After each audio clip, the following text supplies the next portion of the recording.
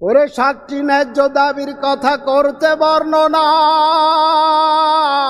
বিশাল জনসমুদ্রে আজ এসেছি কয়জনা। দেশবাসীর কাছে এবার করব নিবেদন,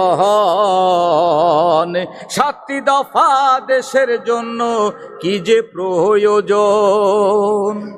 শোনেন দিয়া মন, সোনার সাথে গড়ার কথাই আমরা করিব বর্ণন। শোনেন দিয়া মন, সোনার সাথে গড়ার কথাই আমরা করিব বর্ণন।